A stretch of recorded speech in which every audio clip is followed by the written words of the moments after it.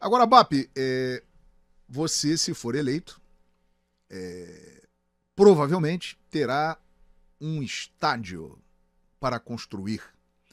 Qual é a sua visão? Isso é muito importante falar, porque isso tem gerado muitos comentários. Qual é a sua visão sobre essa situação do estádio do Flamengo no gasômetro?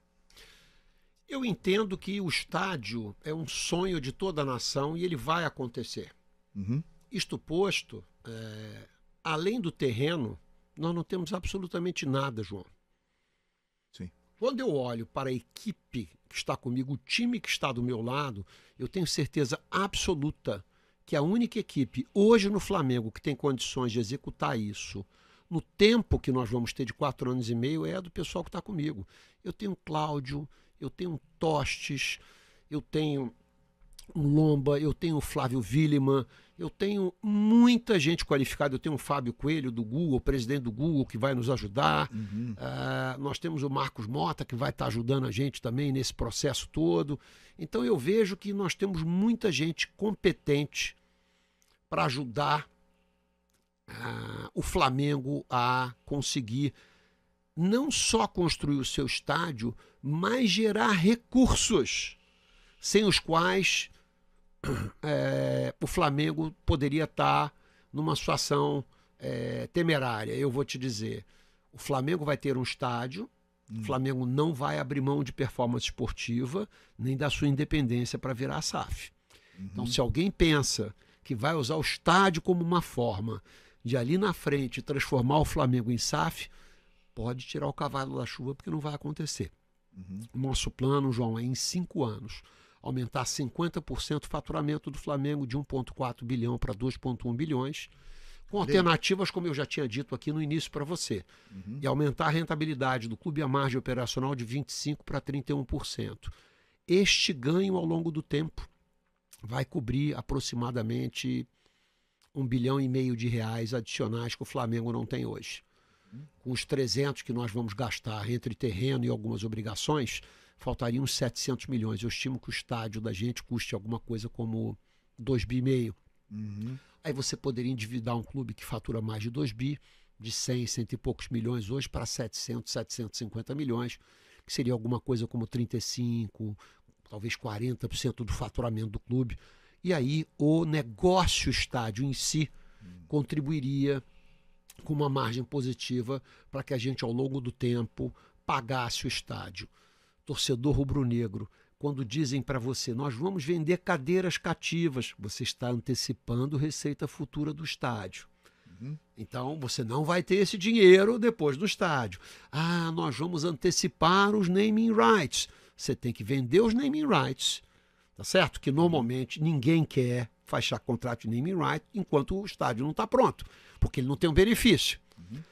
Você pode antecipar as receitas. Pode, sim, senhor. Há uma taxa altíssima e depois o estádio não vai ter a receita dos naming rights também. Então você tem aí algumas escolhas de Sofia.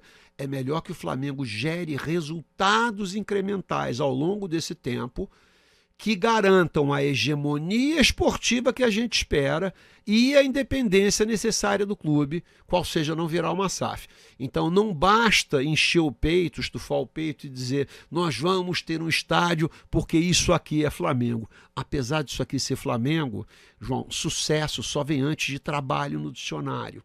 Nós vamos ter que trabalhar muito, fazer muita coisa bem feita, diferente do que tem sido feito até hoje, para aumentar o faturamento do Flamengo, a rentabilidade do Flamengo, para que a gente construa o estádio e que nós jamais coloquemos em risco a performance esportiva do clube, nem a independência do clube, podendo virar uma SAF. Vamos sempre lembrar da experiência dos clubes co-irmãos do Flamengo. São Paulo fez um estádio 17 anos sem ganhar nada. Alguém quer pagar esse preço de ficar 17 anos sem ganhar nada? Eu não quero. Eu entendo que rubro-negro nenhum aceitaria isso. Em 2012, João, o Corinthians era campeão da Libertadores e foi campeão mundial. E os corintianos diziam, nos aguardem que daqui a 2 anos teremos, além de tudo, o nosso estádio. Exato. Há um mês e pouco atrás eu escutei uma resenha corintiana na internet, que acontece às segundas-feiras à noite, e um dos chefes de torcida organizada dizia: se esse estádio é a razão de nós estarmos quebrados, vamos devolver esse estádio e tornar a jogar no Pacaembu, onde fomos felizes. Então veja, não basta apenas você sonhar, você tem que saber fazer bem feito, para que você não incorra nos erros que alguns clubes já incorreram, de ficar tanto tempo sem ganhar nada. 15 de novembro de 2029. Como fazer isso sem endividar o Flamengo na construção desse projeto que orçam em 2 bilhões de reais? Eu entendo que vai ser mais para 2,5 do que 2. 2,5. Eu entendo que sim. Se eu tiver errado, eu ganho. Se eu me Sim. preparar para 2,5... melhor. E for 2, melhor. Se eu me preparar para 2 e for 2,5, eu tenho que endividar o clube em 500 milhões no final. É verdade. Então você tem que mirar no número maior. Então tenta-se minimizar o número agora para parecer que é mais simples. Mas no mundo dos negócios é melhor você sempre planejar uma situação, um cenário pior, porque se você tiver errado, você ganha. Mais uma razão de você crescer muito rapidamente as receitas do clube e melhorar a rentabilidade. Como é que você faz isso? Fazendo coisas de forma diferente das que você tem feito hoje, que são, de alguma maneira, acho que eu te enumerei aqui, que o Flamengo pode e deve explorar novos caminhos de novas receitas, sem o que eu entendo que vai ser muito difícil você fazer isso sem que você endivide o clube de uma maneira dramática. Quando você vai construir uma casa ou fazer uma obra desse tamanho, João, vamos tentar simplificar assim? Sim. Vamos imaginar que fossem 4 anos. Quando você constrói uma casa, se você construísse em 4 anos, 60% seria gasto nos últimos 2 anos.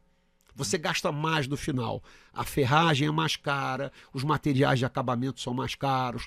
Então eu entendo que o Flamengo, no início, o Flamengo tem que acelerar o que ele pode de resultado, seja por crescimento de faturamento ou de rentabilidade operacional, para que ele não pegue dinheiro de forma nenhuma nos 2 primeiros anos. E se o Flamengo tiver que pegar dinheiro, João, ele pegue um incremento mês a mês ao longo do 3º ano, que é para você postergar o máximo que você puder o endividamento, porque o endividamento significa dizer você pagar juros, e os juros no Brasil, nos últimos 10 anos, tiveram sempre entre os 3 maiores do mundo. Então, quanto mais nós pudermos postergar o endividamento do clube, melhor. Oxalá a gente consiga trazer esse incremento de receita e de resultado antes, para que você possa empurrar esse endividamento, idealmente, só para o 4º ano de construção. Isso seria o meu cenário ideal.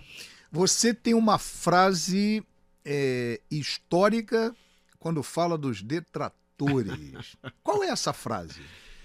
Essa frase é para desespero dos detratores, dos cretinos hipócritas que nada sabem. Mengão, campeão da porra toda. Isso foi dito. Onde foi dito isso? Isso foi dito na comemoração da conquista da Copa do Brasil de 2013, no Lagum.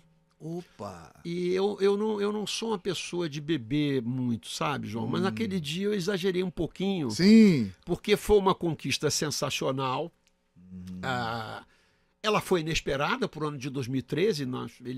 Foi uma conquista que veio cedo demais. Um momento importantíssimo. Num momento importantíssimo.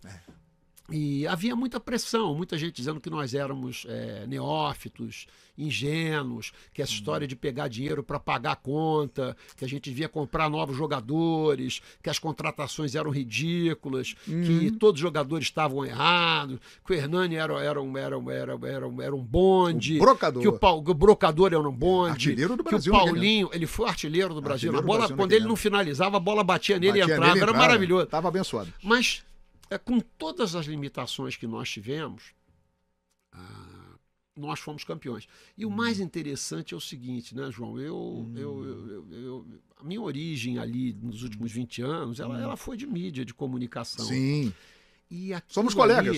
E aquilo ali, eu falei no plural, mas é muito interessante, né? Mas eu estava me referindo a uma pessoa só no mercado. Sim. Era somente uma pessoa. E eu usei detratores, cretinos, hipócritas, mas talvez o correto fosse detrator, cretino e hipócrita. Sim, era no singular. Era no singular, mas eu coloquei no plural para não fulanizar. Entendi. E na ocasião, eu fiquei muito surpreso, porque dezenas de pessoas vestiram a carapuça. Então, indiretamente, eu percebi que havia mais detratores do que eu imaginava. Uma legião, eu diria. Havia uma legião. E